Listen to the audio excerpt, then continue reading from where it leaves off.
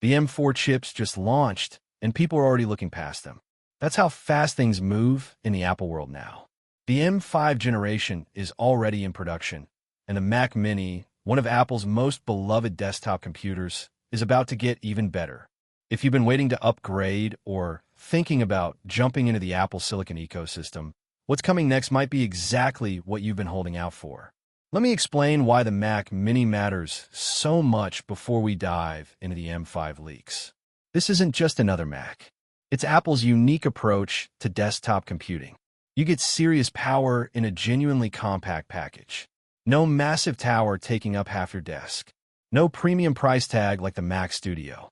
Just a small box that delivers performance way beyond what its size suggests. It's perfect for creative professionals who need power but have limited desk space. It's great for casual users who want a proper desktop without the bulk. It's even becoming popular with gamers who want Apple Silicon performance without buying an entire iMac or Mac Studio setup.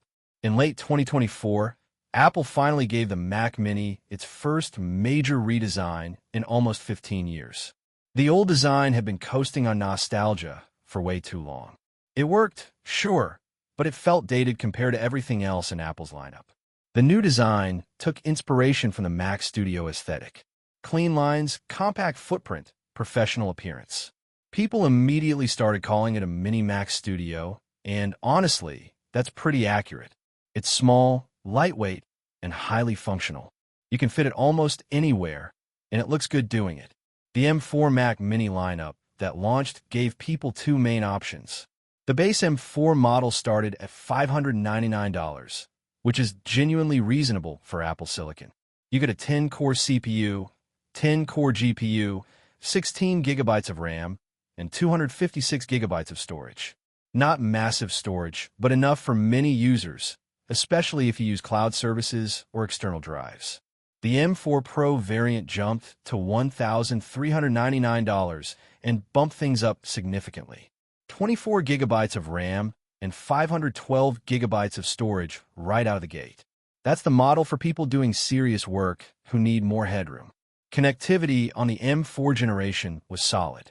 3 Thunderbolt 4 ports on the back along with Ethernet and HDMI. 2 USB-C ports on the front that support 10 gigabit per second USB 3 speeds. That's plenty of options for most setups. You can connect multiple displays, fast storage, peripherals, whatever you need. The port selection is actually better than many competing desktop computers in this size and price range. There was one weird design choice that people complained about, though. Apple put the power button on the bottom of the unit. You have to physically lift the Mac Mini to turn it on. It's not a huge deal if you leave your computer on all the time or just use sleep mode. But for people who actually power down their machines regularly, it's annoying. You have to reach under, lift the device, press the button, then set it back down. It's a small inconvenience, but it's the kind of thing that makes you wonder what Apple was thinking. Now here's where things get interesting for people following Apple's chip development. The big question everyone's asking is whether the Mac Mini will get the M5 and M5 Pro chips when they're ready. Based on recent leaks and supply chain reports, production for the M5, M5 Pro, and even M5 Max chips is already underway. This isn't speculation or wishful thinking. These chips are being manufactured right now. Apple has a history of sometimes skipping generations with the Mac Mini. They completely skipped the M3 chips, jumping straight from M2 to M4. They did something similar with the iMac lineup. So there's always a chance Apple decides the M4 Mac Mini is good enough for a while and the M5 goes to other devices first. But current speculation from reliable sources gives about a 70% probability that the Mac Mini will get the M5 chip. Those are pretty good odds. It means desktop users are very likely to see a major performance jump in the next iteration. Let's talk about what the M5 chips might actually deliver in terms of performance. The base M5 is expected to keep the same 10-core CPU configuration as the M4. That makes sense because the M4 already provided a substantial performance increase over previous generations. The CPU is fast enough for the vast majority of tasks people throw at these machines, instead of adding more CPU cores to the base model. Apple appears to be focusing on GPU improvements. The leaks suggest the base M5 could increase GPU cores from 10 to 12. That's a 20% increase in graphics processing capability. For tasks that rely heavily on GPU performance, this matters a lot. Video editing becomes smoother. 3D rendering gets faster. Gaming performance improves. Photo editing with complex filters processes quicker. Even general interface animations and effects feel more fluid. If you're someone who does any graphics-intensive work, those 2 extra GPU cores translate to real-world time savings. The M5 Pro variant could see even more substantial improvements. Leaks point to 2 additional CPU cores, bringing the total to 14 cores. GPU cores might expand from 16 to 18. That's meaningful extra horsepower for people running professional applications. Video editors working with 4K or 8K footage. Developers compiling large code bases. 3D artists rendering complex scenes. Audio engineers running dozens of tracks with plugins. These are the users who will actually feel the difference those extra cores make. One area where Apple doesn't seem to be making changes is RAM. The M5 base model will likely stick with 16 gigabytes, and the M5 Pro will probably stay at 24 gigabytes. This is a sticking point for a lot of people. Many competing mini PCs now offer higher RAM configurations at similar or lower prices. 32 gigabytes is becoming standard in the professional space. Apple's unified memory architecture is efficient, and 16 gigabytes on Apple Silicon goes further than 16 gigabytes on traditional PC architecture. But there are still workflows where more RAM would genuinely help, and Apple's unwillingness to increase base configurations feels stingy. Storage is where we might see some actual improvements, though. There's cautious optimism that the M5 base model could start at 512 gigabytes instead of 256 gigabytes. That would be a huge quality of life improvement. 256 gigabytes fills up fast, especially if you're working with large files or have extensive application libraries. Constantly managing storage and relying on external drives gets old quickly. Doubling the base storage to 512 gigabytes would make the Mac Mini much more usable out of the box for a wider range of users. The M5 Pro might jump to 1 terabyte of base storage, which would finally bring Apple closer to parity with competing desktop PCs. For professionals working with high-resolution video, large datasets, or extensive photo libraries, that extra storage is crucial. It means faster file access, less time spent moving things to external drives, and improved overall workflow efficiency. You can keep your active project on the internal SSD where performance is best, rather than constantly shuffling things around. According to analyst Ming-Chi Kuo and other Apple insiders who have proven track records, the first device to feature the M5 chip might actually be a new iPad Pro. That device is expected to enter mass production in late 2025. This doesn't rule out the Mac Mini getting M5 shortly after, but it does suggest Apple's typical rollout strategy. They tend to introduce new chips in mobile devices first. iPads, MacBooks, devices where the new chip can make the biggest immediate impact. Then they bring those chips to desktops. This timeline means we probably shouldn't expect an M5 Mac Mini launch during summer 2025. That's too early based on how Apple usually operates. A more realistic window is late year 2025, around November. Apple often does product refreshes in October or November to catch the holiday shopping season. Alternatively, we could see an early 2026 launch in January or February if Apple sticks to their production cadence and wants to space out announcements. Pricing for the M5 Mac Mini is expected to stay consistent with the M4 lineup. The base M5 model would remain at $599, and the M5 Pro would start at $1,399. Apple rarely changes pricing on the Mac Mini unless they're adding significant new features or capabilities. Keeping prices stable maintains the Mac Mini's position as an accessible entry point into Apple Silicon desktops, while still serving professional users who need high-performance hardware. From a connectivity standpoint, the M5 Mac Mini should retain and potentially enhance the port selection from the M4 generation. You'll still get Thunderbolt ports, though they might be upgraded to Thunderbolt 5 for even faster data transfer speeds. USB-C ports will remain on the front for convenience.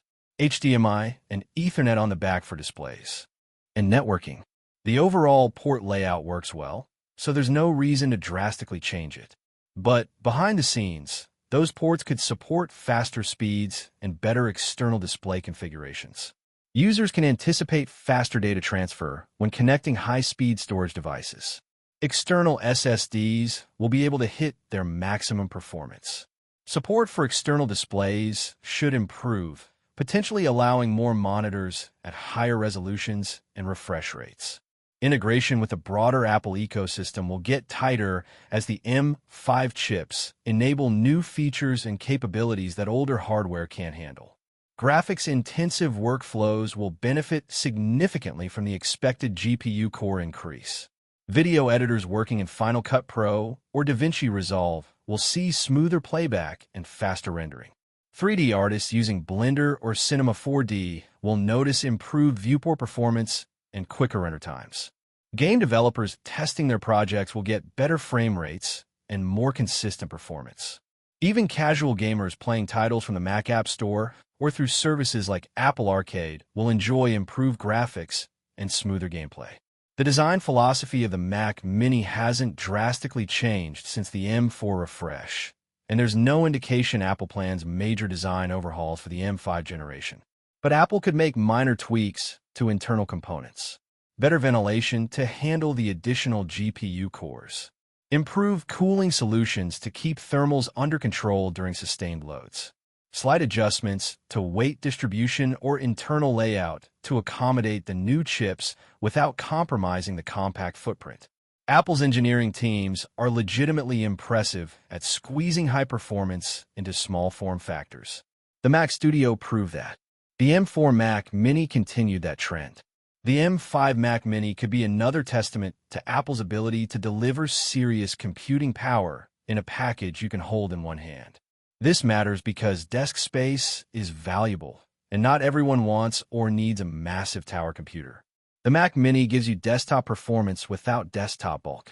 Looking at the bigger picture beyond just specs and release dates, the M5 Mac Mini represents something important in Apple's broader strategy.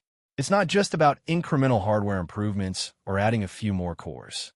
It's about Apple's vision for desktop computing in an era where AI integration and performance-focused innovation define the industry. The M5 chips will almost certainly include enhanced neural engine capabilities for on-device AI processing. Apple Intelligence features that require significant computational power will run better on M5 hardware. The GPU enhancements aren't just for graphics. They also accelerate machine learning tasks, image processing, and other compute-intensive operations that modern software relies on. By combining power efficiency, GPU improvements, and AI acceleration, Apple is positioning the Mac Mini as a viable solution for a much wider range of users than ever before. Creatives who previously needed Mac Studios or Mac Pros might find the M5 Mac Mini sufficient for their needs, especially if they're not doing extremely demanding work like 8K video editing or massive 3D renders. Developers who need fast compile times and the ability to run multiple virtual machines will appreciate the additional CPU cores in the M5 Pro. Professional users who work with AI-enhanced software will benefit from the improved neural engine performance. Even average users who just want a fast, reliable desktop computer will notice the difference. Applications launch instantly. Multitasking is seamless. The interface stays responsive even with dozens of browser tabs and multiple apps open. The Mac Mini has always offered excellent performance for its size and price, but the M5 generation could widen the gap between it and competing products even further. In summary, while the M4 Mac Mini brought welcome design and performance upgrades that people genuinely appreciated, the M5 iteration promises meaningful improvements in several key areas. Better GPU performance for graphics work, potentially doubled base storage configurations, overall computing efficiency improvements that make the whole system feel faster and more responsive. These aren't earth-shattering changes that completely redefine what the Mac Mini is, but they're solid, evolutionary improvements that matter for daily use. Users should watch for announcements in late 2025, probably timed around Apple's typical fall product events in October or November. There's also the possibility of an early 2026 launch in January or February if Apple wants to start the new year with fresh hardware releases. Either way, the M5 Mac Mini is coming relatively soon, and for people thinking about upgrading or buying their first Mac Mini, it's worth considering whether waiting a bit longer makes sense. The combination of affordable pricing, professional-grade performance, compact design, and future-proof hardware ensures the Mac Mini continues to be a cornerstone of Apple's desktop lineup. It's not the flashiest product Apple makes. It doesn't get the same attention as new iPhones or MacBook Pros, but it's arguably one of the most practical and versatile computers in their entire catalog. You can use it for serious professional work. You can use it as a home media server. You can use it for gaming. You can use it as a general-purpose family computer. The flexibility is huge. Apple fans, creative professionals, and tech enthusiasts should stay tuned because the M5 Mac Mini is genuinely shaping up to be one of the most exciting desktop announcements of the next year. It bridges the gap between compact design and high-end performance in ways that most computers simply don't. It potentially redefines what a desktop computer can achieve in the Apple ecosystem, proving that you don't need a massive tower or premium price tag to get serious computing power. Here's my honest take after looking at all these leaks and thinking about where the Mac Mini fits in Apple's lineup. This is going to be the best Mac Mini ever made, which sounds obvious but actually matters. The M4 generation was already excellent. Fast, efficient, well-designed, reasonably priced. Taking that foundation and adding better GPU performance and more storage creates a computer that checks almost every box for most users. The GPU improvements are particularly significant because that's where many workflows hit bottlenecks. CPU performance has been excellent for years across Apple's lineup, but GPU-intensive tasks, especially in creative applications, can still push systems to their limits. Adding those extra GPU cores gives professionals and enthusiasts more headroom for demanding work without forcing them to jump to the much more expensive Mac Studio. The potential storage increases are long overdue. Apple has been stubborn about keeping base storage configurations low across many products, and it's one of the most common complaints about their hardware. 256 gigabytes was barely adequate 5 years ago. It's genuinely limiting today when applications and files keep getting larger. Doubling to 512 gigabytes base storage would eliminate so much frustration and make the Mac Mini immediately more appealing to potential buyers who've been put off by the limited storage. The timing also works out well for anyone currently using an M1 or Intel Mac Mini. Those machines are still functional, but the performance gap between them and M5 hardware will be substantial. If you're feeling like your current Mac Mini is starting to slow down or struggle with modern applications, the M5 generation will be a worthwhile upgrade. You'll get significantly better performance, improved efficiency, and hardware that should last you another 5 years or more. For people building new setups or switching to Mac from Windows, the M5 Mac Mini at $599 starting price is genuinely compelling. You're getting flagship Apple Silicon performance, the entire macOS ecosystem, and hardware that's built to last. When you compare that to similarly priced Windows Mini PCs or budget desktop towers, the Mac Mini offers better performance, better efficiency, and significantly better software integration if you're already using other Apple devices. The only real downsides are the ones that have always existed with the Mac Mini. RAM isn't user upgradable, so you need to buy the configuration you'll need for the device's entire lifespan. Storage can be upgraded, but it's expensive through Apple, and third-party upgrades require technical knowledge and void warranties. You need to bring your own display, keyboard, and mouse, which adds to the total cost if you're starting from scratch. But these are known limitations that anyone considering a Mac Mini should already be aware of. The M5 generation doesn't radically reinvent the Mac Mini, and honestly, it doesn't. Need to. The M4 redesign already brought the hardware into the modern era. What the M5 does is refine the formula, adding more performance where it matters most and potentially fixing one of the biggest complaints about storage. That's exactly the kind of thoughtful iteration that makes products better without fixing things that weren't broken. If Apple delivers on these leaks, the M5 Mac Mini will be the default recommendation for anyone looking for a desktop Mac who doesn't need the extreme capabilities of a Mac Studio or Mac Pro. It hits the sweet spot of performance, size, and price that very few desktop computers manage to achieve. Whether you're a creative professional, a software developer, a student, or just someone who wants a reliable computer for everyday tasks, the M5 Mac Mini will have something to offer.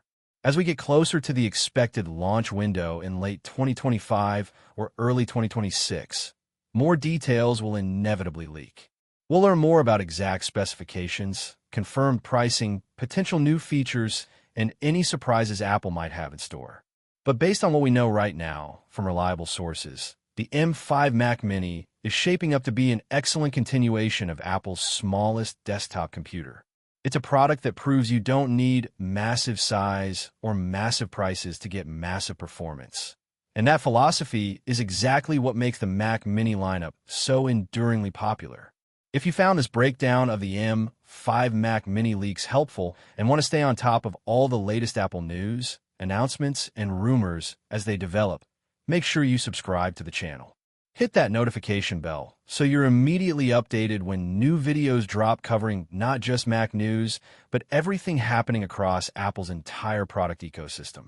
Share this video with anyone who's thinking about buying a Mac Mini or who's curious about what's coming next from Apple's desktop lineup. And drop a comment below with your thoughts on the M5 leaks. Are you planning to upgrade from an older Mac Mini? Is the M5 generation enough to convince you to switch from a different platform? What features or improvements would you most like to see? The comment section is always open, and I genuinely enjoy hearing what people think about this stuff because it helps me understand what content matters most to viewers. Thanks for watching, and I'll see you in the next video when we've got even more Apple leaks and announcements to break down.